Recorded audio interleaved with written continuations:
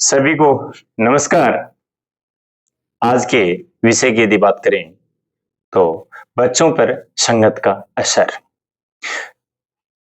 देखो, निश्चित है कि बच्चा है जैसी संगत में रहता है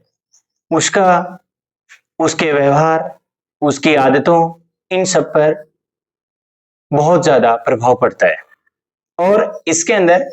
सबसे बड़ी जो भूमिका है वो उसका जो सफलता, उसका जो नेचर, उसका व्यवहार, उसकी आदतें, उसका स्वास्थ्य, ये सब उसकी सराउंडिंग पर निर्भर करता है कि वो जहां जिस गली में, जिस गांव में जहां रह रहा बच्चा, उसके आसपास कैसे बच्चे रह रहे हैं और वो बच्चा है वो कैसी संगत वाली, कैसी आदतों वाली बच्चों के साथ में रह रहा है। मैं हमेशा पेरेंट्स से यही निवेदन करता हूं कि बच्चे को आप महसूस कीजिए कि बच्चा किन के साथ रहना पसंद करता है, किन बच्चों के साथ रहना पसंद करता है और जो बच्चे रह रहे हैं उन बच्चों की हैबिट्स कैसी हैं, उनकी आदतें कैसी हैं, उनका व्यवहार कैसा है। उन दूसरे बच्चों के पेरेंट्स से भी हमेशा पेरेंट्स को संवाद करना चाहिए, बातचीत करनी चाहिए। मैं तो हमेशा कहता हूं जब यदि पीटीएम में यदि आ रहे हो आप, तो पीटीएम में भी अवसर मिलता है कि आप अवश्य आइए और एक दूसरे पेरेंट्स से मिलिए, क्योंकि जिससे अपन को पता चलता है कि अपना बच्चा है वो किन चीजों में रुचि ले रहा है, क्या करना चाह रहा है, कैसी बातों को बार बार दोहरा रहा है। तो वहां अपन महसूस कर सकते हैं कि बच्चे का है वो माइंड है, मस्तिष्क कहीं इन चीजों की ओर ज्यादा अग्रसर हो रहा है। अब मैं ज्यादा नहीं कहूं, पिछले दिनों की बात है कि एक पेरेंट्स आकर के कहता है कि सर बच्चे ने गाली सीख ली। तो मैंने भी फर्स्ट ऑफ ऑल यही समझा कि भाई हो सकता है दूसरे बच्चे गाली देते हैं तो स्कूल में भी हो सकता है सीख ली होगी, किसी बच्चे से सुन ली होगी, बच्चे निकल जाते हैं, बच्चे ने बात पकड़ ली होगी। फिर मैंने उन बच्चों की काउंसलिंग की तो पता है क्या निकल के क्या है सामने,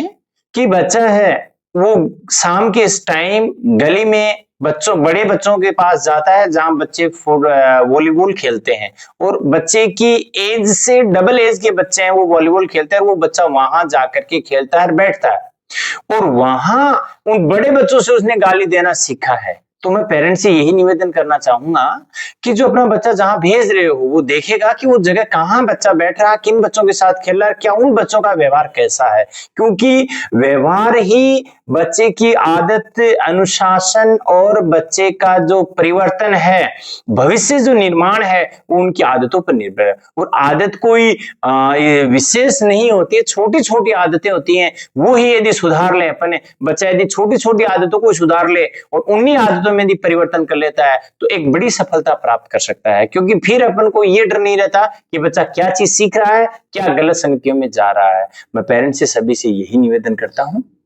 कि बच्चे की आदतों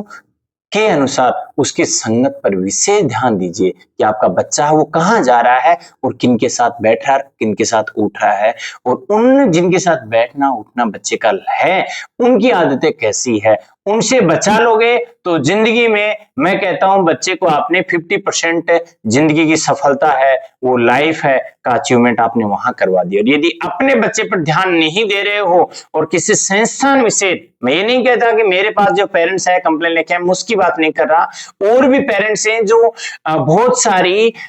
स्कूल वालों को ब्लेम करते हैं कि सर ये ऐसा हमारे बच्चे ने सीख लिया। तो मैं एक बार हाँ हो सकता है स्कूल से भी सीख सकता है बच्चा, क्योंकि स्कूल में भी हो सकता है किसी दूसरे बच्चे से सीख ले,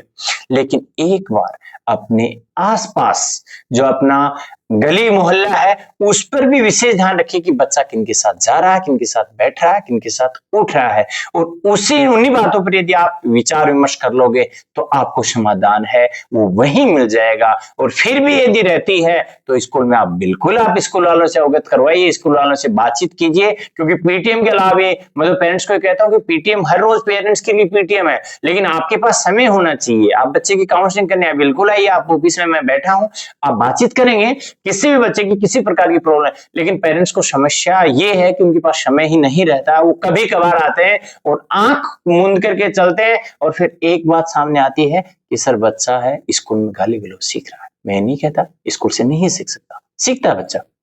स्कूल से भी सीखता है, लेकिन अपने आर बार के आसपास के वातावरण है उसके ऊपर विशेष करके ध्यान दीजिए। अच्छा, जय हिंद, जय भारत।